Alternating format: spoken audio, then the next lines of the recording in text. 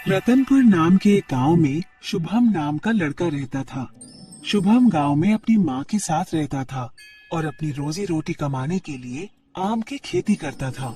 शुभम अपने बगीचे में पेड़ों की काट छांट और देखभाल में पूरा समय देता था, लेकिन फिर भी उसके आम कभी आधे पके ही रहते तो कभी काले काले दागों वाले आम उगते। ऐसे आमों को जब वो बाजार बेचने जाता तो उन्हें कोई भी नहीं खरीदता था। जब भी वो किसी व्यापारी के पास अपने आम बेचने जाता तो व्यापारी कहता, अरे रे भैया, ये कहाँ से आम उठा लाए हो? ऐसे आमों को तो कबाड़ी भी ना खरीदे, मैं क्या खरीदूंगा? बेचारा शुभम उन्हें बेचने की पूरी कोशिश करता और कहता, अरे सेठ, एक आम खा के तो देखो, बहुत ही मीठे आम हैं, इतने मीठे कि ऐसा लगे जैसे मुंह में मिश्री घुल गई हो। व्यापारी बोला, भैया जी, खाएंगे तो तब ना जब आम देखने में अच्छा होगा। जब इसे देख के आदमी खरीदेगा ही नहीं तो इसे खाना तो बहुत दूर की बात है। निराश शुभम अपने आम लिए बाजार से वापस आ गया। अब तो ये शुभम के लिए हर साल की कहानी बनती जा रही थी। हर साल उसके आम रखे रखे सड़ जाते, जिसके चलते उस पर कर्ज का बोझ बढ़ता ही जा रहा था। अब तो कर्जदारों ने उसके घर आकर के उसका सामान ले जाना शुरू कर दिया था ताकि वो अपना कर्ज वसूल सके। उन्हीं कर्जदारों में एक था लाला। लाला भी एक आम के बगीचे का मालिक था, जिसके आम बाजार में सबसे महंगे बिकते थे। एक दिन शुभम के घर आकर लाला बोला, ओ शुभम, अरे हमने सुना है कि तुम पर कर्ज का बोझ बढ़ता ही जा रहा है। हम तो कह रहे हैं हमारे बगीचे में काम करने लगो। हमारी नौकरी करोगे तो कर्ज से बचे रहोगे, वरना बच्चों तुम्हें तो सड़क पर आने से कोई नहीं रोक सकता। ये कहकर लाला हंसने लगा। लाला को यूं हंसता देखकर शुभम बोला, आज जिस पैसे के नशे में चूर होकर हम पे हंस रहा है ना लाला, याद रखना, एक दिन तुझसे बड़ा आदमी बन के दिखाऊंगा। मैं सड़क पर रहूंगा, लेकिन तेरे जैसे गिरे हुए आदमी के यहाँ नौकरी नहीं करूंगा। ये सुनकर लाला तमतमा गया और गुस्से में बोला, अबे ओ भूखे फकीर, इंसान को बातें ना औकात देखकर करनी चाहिए। मैं तो तेरी मदद कर रहा था, लेकिन अब सुन, 2 हफ्ते, बस 2 हफ्ते हैं तेरे पास अपना कर्ज चुकाने के लिए। अगर इतने समय में कर्ज नहीं चुका पाया तो तेरे ही सामने तेरे घर और सामान की नीलामी कर दूंगा, समझा? ये कहकर लाला गुस्से में दरवाजे को लात मारते हुए कमरे से बाहर चला गया। शुभम अपनी माँ से बोला, माँ, अब हम कैसे इस धूर्त लाला के पैसे चुकाएंगे? अब तो कर्ज भी नहीं देना चाहता कोई मुझे इस गांव में। पता नहीं कैसे इसका कर्ज 2 हफ्ते में चुका पाऊंगा। ये कहकर शुभम अपनी माँ की गोद में सिर रखकर रोने लगा। तभी उसकी माँ ने उसे संभाला और उसे शहर जाकर कोशिश करने को कहा। अगले दिन शुभम ने शहर जाकर कर्ज मांगने की कोशिश की, लेकिन शहर के व्यापारियों ने किसी अनजान को कर्ज देने से मना कर दिया। शाम को थक हार कर जब शुभम शहर से वापस गांव आ रहा था कि तभी उसे जमीन पर पड़े एक साधु दिखे। शुभम ने थोड़ा पास जाकर देखा तो पाया कि वो तो बेहोश थे। शुभम ने तुरंत उन पर पानी की कुछ छींटे मारी, जिससे वो होश में आ गए और शुभम ने फिर उन्हें थोड़ा पानी पिलाया। शुभम ने साधु से पूछा, अरे बाबा जी, अब आप ठीक तो हो ना? कोई दिक्कत तो नहीं? साधु बोले, नहीं बच्चा, सब ठीक है।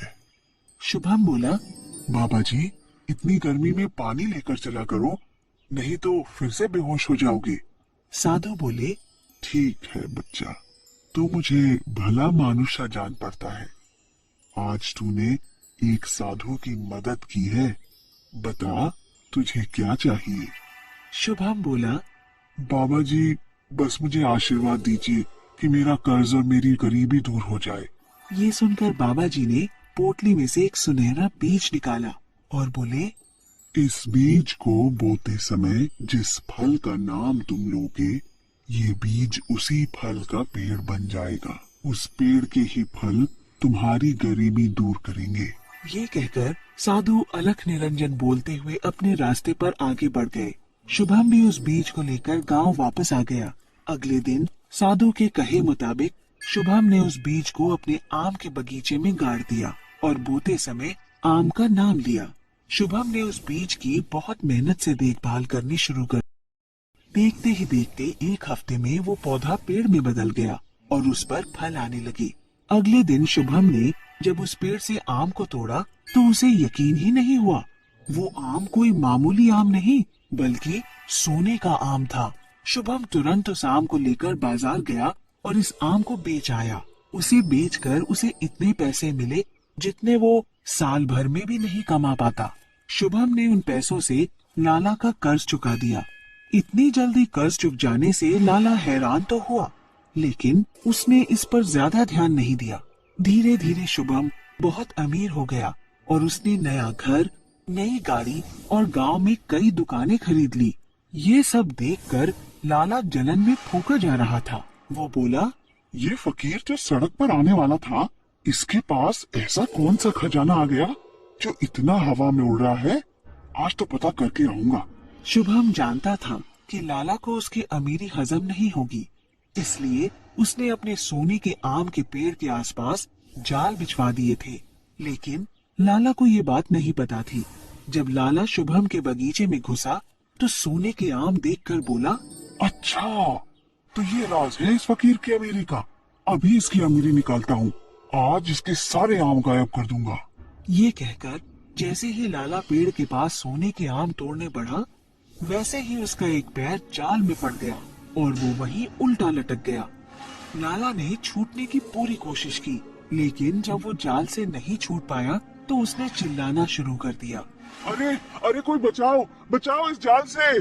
उसकी चीख सुनकर शुभम वहां पहुंचा और लाला को जाल में फंसा देखकर बोला, मुझे पता था तुझसे मेरी अमीरी नहीं देखी जाएगी, इसीलिए मैंने जाल बिछवा दिए थे। लाला बोला, अरे मुझे माफ कर दो शुभम, मैं फिर चोरी नहीं करूंगा। अब तो मुझे इस जाल से छुड़ा दो। शुभम बोला, माफी तो तू अब पुलिस से मांगना। ये कहकर शुभम ने पुलिस को बुला लिया और लाला को उनके हवाले कर दिया। लाला को पुलिस ने चोरी के जुर्म में जेल में डाल दिया।